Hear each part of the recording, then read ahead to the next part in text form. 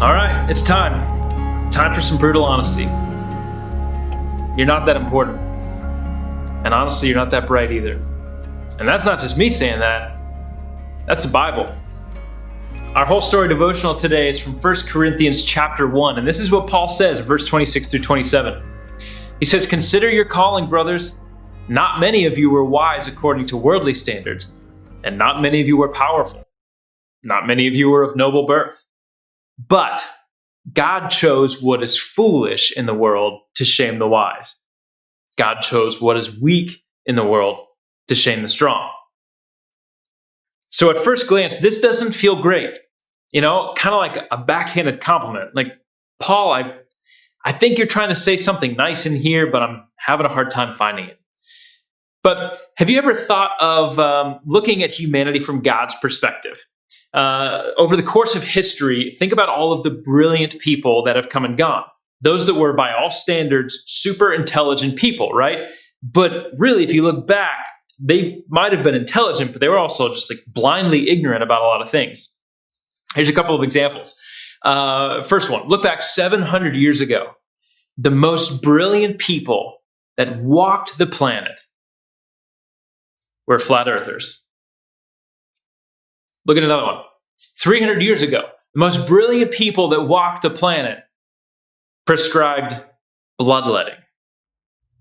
And I was thinking, if human beings are still around this earth here in a couple hundred years, I wonder what they're going to look back and think about what we have deemed to be true.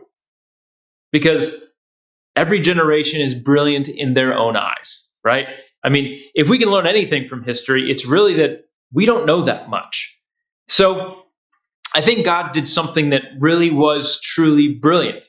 And that was to use regular people that weren't that brilliant, people that weren't that important. He did this to bring his wisdom that was timeless, that wouldn't be disproven in 50 years or 100 years or 2,000 years. You see, this was wisdom that obviously could not have come from them. It was a message from the divine.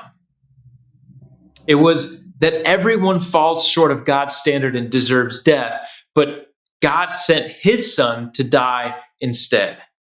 And that if you confess with your mouth that Jesus is Lord and believe in your heart that God raised him from the dead, then you will be saved. You see, this shames the wise because, first off, it doesn't make sense that someone would die in place of someone that didn't deserve it, right? And then second, and probably hitting a little closer to home, to ask for forgiveness of sins is admitting that there is sin. It's admitting that we're wrong and that there is a wisdom that is greater than ours.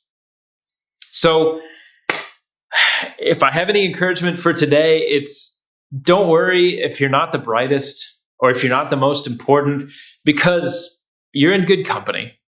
The apostles were some of the most influential people to ever walk the planet, and it wasn't because they were super bright or because they were super important.